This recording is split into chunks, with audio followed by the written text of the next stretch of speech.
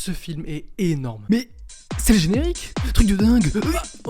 Je vais pas parler méga fort parce qu'il est encore même pas 8h du mat quand je tourne ça, je suis matinal. Mais F1, le film, est énorme. Avant de parler directement du film, on va parler de quelques trucs liés au film évidemment, qui peuvent peut-être vous freiner pour aller voir le film. Ça va être très clair. Dans ma salle, il y avait 90 ou 80% d'hommes d'à peu près mon âge, entre ados et jeunes adultes. Sachez que le film n'est pas que pour eux, il est pour tout le monde. Le film peut être apprécié pour quelqu'un qui aime la F1, évidemment, mais aussi quelqu'un qui n'aime pas la F1, quelqu'un qui ne connaît rien la F1, le film peut être apprécié. Ne vous inquiétez pas.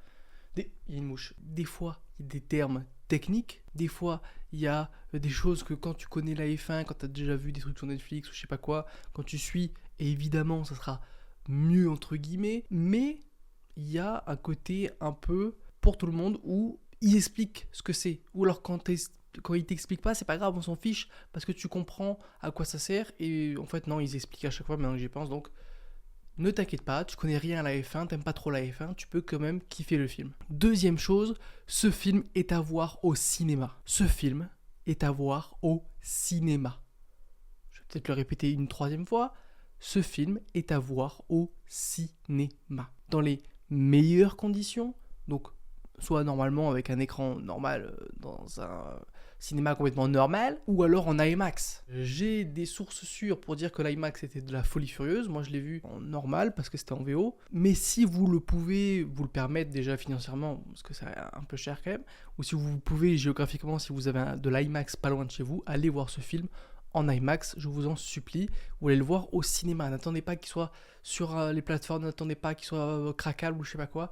Je vous assure que ce genre de film est fait pour le cinéma. Parce que pourquoi ? Parce que tout simplement, le son, les vibrations, les musiques, tout ça sont encore plus importantes dans ce genre de film, on va en parler, mais surtout, sont beaucoup plus fortes au cinéma et ont plus...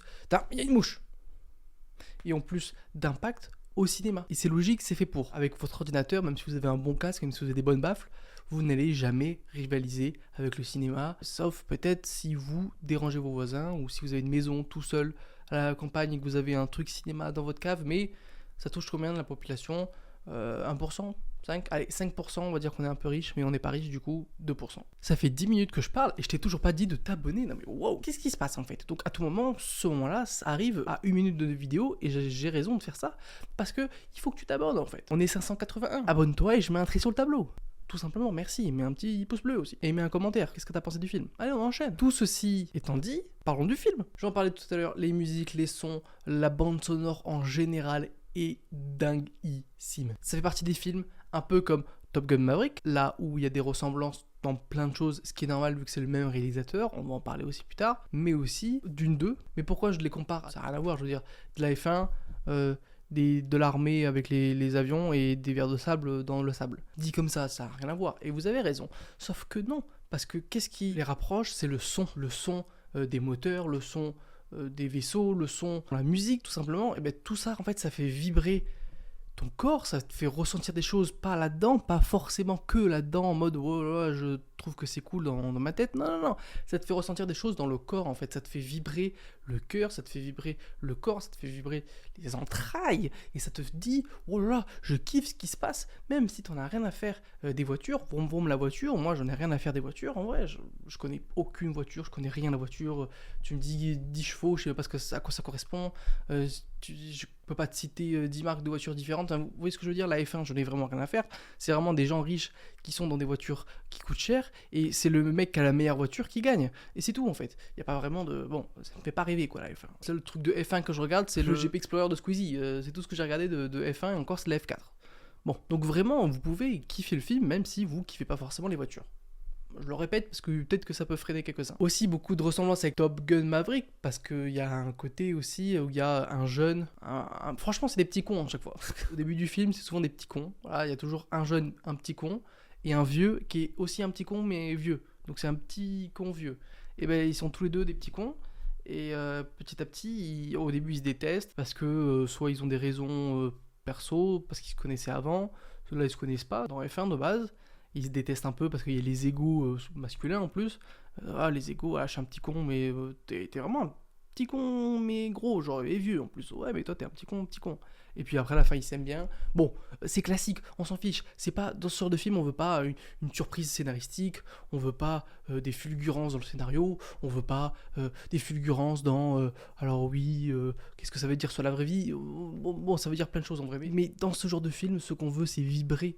Ce qu'on veut, c'est ressentir des choses, encore une fois, pas forcément avec ça, mais avec ça, avec tout ça, avec mon corps. Quand je veux voir ce genre de film, je veux voir des vroom vroom, je veux aller vite, je veux de la tension, je veux être sur mon siège scotché, c'est ça que je veux dans ce genre de film, et c'est ça que j'ai eu avec ce film. Nous avons du coup le personnage de Brad Pitt qui est Ace, son prénom c'est quoi, je sais plus, mais au moins j'ai son nom, et un vieux de la vieille. En fait il a eu un accident, et puis il fait des courses par-ci par-là, il est toujours en quête de volant, toujours en quête de victoire, toujours en quête de nouvelles courses, et à chaque fois qu'il gagne une nouvelle course dans un véhicule différent, par exemple on nous dit à un moment donné qu'il était à Dakar, donc le Paris-Dakar, dans le désert, ensuite il faisait des rallyes, et en fait à chaque fois il évolue, parce que quand il était petit il a eu un accident F1 en gros, et là du coup il y a son ancien coéquipier qui vient le chercher, qui est patron d'une écurie, et qui lui dit j'ai un jeune, mon écurie elle est dans le caca, viens m'aider.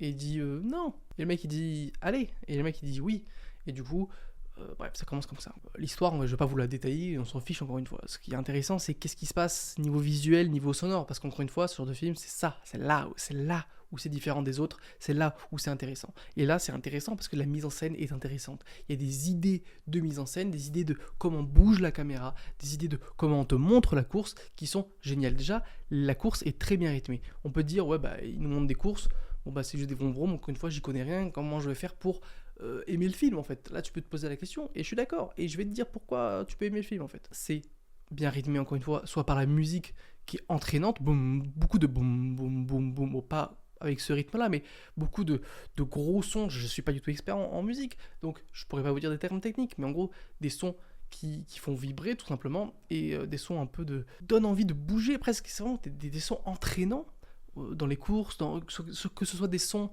faits pour le film, mais aussi des sons qui existent déjà, des musiques qui existent déjà. Toutes les musiques sont bien, tous les sons sont bien, évidemment. Qui c'est le compositeur? Hans Zimmer. Voilà. Si vous dites c'est qui Hans Zimmer, ok, pardon. Je vais peut-être vous mettre des affiches de films ici. Hans Zimmer. Bon, voilà, en gros. Et il continue à nous régaler en fait sur Hans Zimmer. Aussi, la mise en scène, il y a des idées où il y a le pilote dans la voiture, hop, ça passe en dehors de la voiture avec juste un mouvement de caméra. Je pense que ça devait être des caméras 360 sur les véhicules, ou alors des trucs qui tournaient super vite. C'est trop bien. Ça se voit aussi qu'il y a des images tournées dans la vraie vie, je veux dire des vrais pilotes qui vont vite quoi.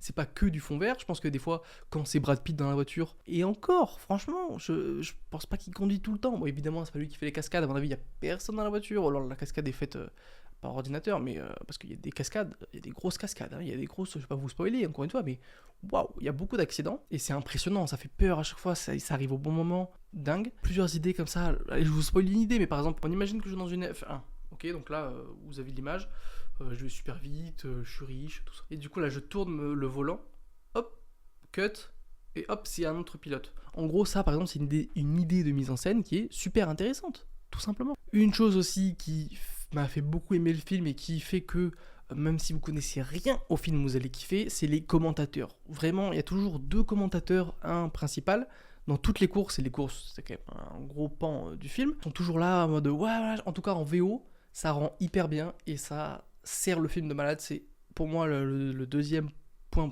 le plus positif, avec le son et les musiques, etc. Genre son, musique, top 1, top 2 les commentateurs, top 3 la mise en scène, top 4 tout le reste. Qui est vraiment bien, top 4, attention. Hein. Ces commentateurs qui rythment encore une fois les courses, qui te disent en fait, parce que si tu connais rien à la F1, aux voitures, tout ça, bah tu regardes le film sur les commentateurs, t'es en mode, oui bon bah il le dépasse. Oui bon bah là il se fait dépasser, oui bon là il y a un accident, mais bon j'ai rien compris quoi, bon il accélère, bon il va super vite, c'est très bien, mais ça ne veut rien dire dans mon esprit. Alors que là le commentateur il est termes techniques mais compréhensibles, et ça fait voilà, en fait c'est des fous. C'est comme si vous voyez au foot, je vais essayer de prendre un truc assez large pour que tout le monde essaie de comprendre, mais au foot, le moment où il y a le but, le commentateur, c'est un fou si c'est un bon commentateur. Ouais, et là il prend le ballon, il l'amène jusqu'au filet, il vient la fou, et bon, pour le raciste, mais vous avez compris. Et ben là, pendant toute la course, en mode, le mec il est chaud, il te met l'ambiance, et du coup t'es en mode, ouh, ça te fait monter vraiment ce truc du sport, l'amour du sport en général, pas forcément auto, mais vraiment du sport en général, avec ce commentateur qui rajoute vraiment quelque chose au film. Donc ça, c'est vraiment une bonne idée de vraiment avoir mis en avant ces commentateurs, et pas juste, t'as des commentateurs sur le côté, ils parlent un peu du film, mais c'est vraiment pas eux l'essentiel. Là, j'ai l'impression qu'ils sont vraiment une part à part entière, en fait, de ce film. Et c'est génial parce qu'ils sont géniaux. Et en plus, on les voit même pas, je crois. Enfin, à la toute fin, on les voit de dos un peu. On s'en fiche d'eux en vrai. Parce que c'est pas important. On veut juste une voix qui nous aide à comprendre le film, à comprendre ce qui se passe. Et qui nous suit et qui nous amène dans l'action, qui nous amène dans le rythme de la course, qui nous amène à avoir cette sensation de... Je suis dedans en fait, je suis dans la F1 avec Brad Pitt et j'ai pas envie qu'il se crache et hop là il s'est craché, wow, je me sens mal, wow, attention, qu'est-ce qui s'est passé, j'étais vraiment dans la course et ça aide aussi à l'immersion. Le film est produit par plein de gens, mais aussi par Hamilton, Lewis Hamilton qui est, si vous connaissez pas là quand même, c'est de la culture G, c'est pas besoin de connaître le sport auto pour connaître Lewis Hamilton quand même, donc c'est un des plus grands pilotes de F1 je dirais de tous les temps, mais là pour le coup je m'y connais pas assez. Il fait des apparitions dans le film. Lui, Charles Leclerc aussi, je pense qu'on voit d'autres gens, mais je connais que 3-4 personnes moi perso. Et, ou sinon ils disent des noms, pareil je connais que 3-4 noms. Je pense que tous les noms sont des noms réels. Donc ça rajoute aussi un côté un peu immersif, un côté réel aux courses, parce que c'est vraiment les pilotes, genre c'est pas, ils ont pas inventé tout un truc, c'est vraiment la vraie vie. Je sais même pas si c'est une histoire vraie, je pense pas à ça pour le coup, mais c'est vraiment Charles Leclerc qui dépasse Lewis Hamilton, qui machin, et hop, du coup Ace ou Brad Pitt ou l'autre acteur, je sais, j'ai pas son nom, mais dans le film il s'appelle Joshua Pierce, le dépasse machin, et du coup ça rajoute un truc trop cool en fait tout simplement. Et encore une fois, les fans de F1 vont se régaler, et les gens qui sont pas fans de F1, on s'en fiche en vrai. Ça change rien. Donc c'est cool. Et même des fois, du coup, ils font des apparitions, tu les vois vite fait par-ci par-là. Est-ce qu'ils ont fait une apparition spéciale pour le film ? Je pense pas. Parce qu'en fait, c'est des images de vrais GP, donc de vrais Grands Prix, de vrais moments de la F1, tout simplement. Donc un peu comme un style documentaire. Et donc c'est trop cool parce que t'as des vraies images en fait dans ce film. Ça rajoute le côté immersif, ça rajoute le côté réel. Encore une fois, les courses sont dingues. Voilà, il y a des courses un peu tout le temps. Il y a toujours une tension, tu sais jamais comment ça va finir, et au début tu dis wow ça part super mal, et après tu fais wow ça part bien, et après finalement il y a toujours des rebondissements dans les courses, même à la fin, je veux dire ça reste un film américain, blockbuster, évidemment que ça va bien finir. Je dis des guillemets parce que ça finit pas forcément bien comme vous pouvez l'entendre, attention, allez pas vous croire que tout va bien finir dans le film, parce qu'il y a des choses qui font pas comme on pouvait le penser, mais je trouve que même à la dernière course, t'es en mode oh, ok, là c'est sérieux, là. Et t'es vraiment dans ton siège, scotché, et t'es en mode ok, là je sais pas ce qui va se passer, et t'as l'impression que tout peut se passer, et t'es à fond dedans. Je veux dire, j'ai jamais vraiment regardé de F1, là j'étais en mode wow, si tous les F1 ressemblaient à ça, non. La F1 ça ressemble à ton daron qui dort devant, parce que c'est juste des voitures qui font pendant le 40-70 tours, et puis à la fin c'est celui qui a la meilleure voiture qui gagne. Dommage. Mais en tout cas, là c'était de la folie. Et encore une fois, au cinéma, c'est décuplé cette expérience. Vraiment, c'est décuplé. On va parler des personnages aussi, parce que c'est super important, parce que les voitures vont vroom et la vitesse, c'est méga cool, mais s'il y a personne qui la conduit, ça va pas bien loin. Brad Pitt, bon bah, on le présente plus. Brad Pitt, c'est Brad Pitt, il fait son taf. Big acteur, il est ultrament beau gosse, très sexy avec ses abdos, bon, Brad Pitt quoi. Il fait son Brad Pitt, c'est génial, blablabla. Il y a une meuf qui est la chef qui a construit la voiture, c'est la première meuf qui a construit une voiture, blablabla.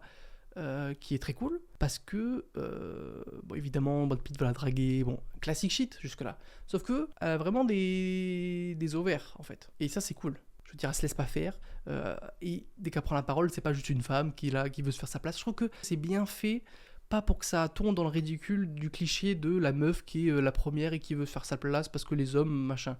Je trouve qu'il y a une petite subtilité qui fait que il est cool son personnage. Aussi j'ai aucun nom, voilà, j'ai aucun nom. Aussi l'acteur qui, vous savez, qui fait dans la bande-annonce « J'ai mon équipe !» avec lui et là, j'ai mon équipe. En gros, son pote à Ace qui fait l'équipe, qui est le patron de l'écurie, machin. Lui, évidemment, très cool. Encore une fois, c'est un acteur de fou. J'ai pas le nom, mais c'est un acteur de fou furieux. Et évidemment, il fait le taf. Et le jeune aussi, du coup, celui qui joue Joshua Pierce, que j'ai pas du tout le nom, encore une fois, du vrai acteur, mais vous voyez qui je parle. il est très cool aussi, j'aime beaucoup son énergie, j'aime beaucoup l'alchimie générale entre les personnages, je trouve que l'alchimie générale entre les personnages, entre les acteurs fonctionne de fou, il y a vraiment tout plein de petites relations qui fait que ça marche. En plus après, on se rend compte que évidemment le jeune et le vieux qui au début se détestent un peu, bah, ils se retrouvent sur certains points, il y a beaucoup de similitudes entre les deux, beaucoup entre la vie perso, mais aussi la vie pro, mais aussi tout plein de choses en fait qui va les rapprocher petit à petit. Donc t'aimes les voir au début se détester, t'aimes un peu les détester individuellement parce qu'ils sont des petits cons en fait. Donc les petits cons c'est rigolo parce que au début Brad Pitt il fait un peu le mec en mode il fait ce qu'il veut et il écoute que lui, est en mode ah là là mais il écoute que lui, il me saoule un peu mais ah qu'est-ce que c'est stylé aussi un peu faut avouer. Et Joshua c'est un peu pareil en mode ah là là tu l'aimes pas trop parce qu'au début il est un peu aigri, il fait le mec un peu, il fait le beau et petit à petit il va apprendre l'humilité, j'ai envie de dire, il va prendre en maturité là où Brad Pitt petit à petit tu vas le découvrir sur son vrai visage où c'est pas juste un petit con immature qui pense qu'à lui mais il est un petit peu sensible aussi. Et ça, c'est super intéressant, c'est super cool à suivre. Donc, en plus des voitures de F1, ça va super vite, j'adore la vitesse. Et bien, en plus de ça, t'as des personnages assez intéressants qui évoluent dans leur film, qui changent, qui peut-être changent un peu moins, mais qui, dans tes yeux, changent. Et donc, c'est super cool. En plus de faire vroom vroom avec la voiture. Je pense que j'en ai fini là. Allez voir le film au cinéma, je vous en supplie, en IMAX si possible. N'hésitez pas à mettre un pouce bleu, un commentaire, abonnez-vous. Je sais pas, vroom vroom à plus dans le bus.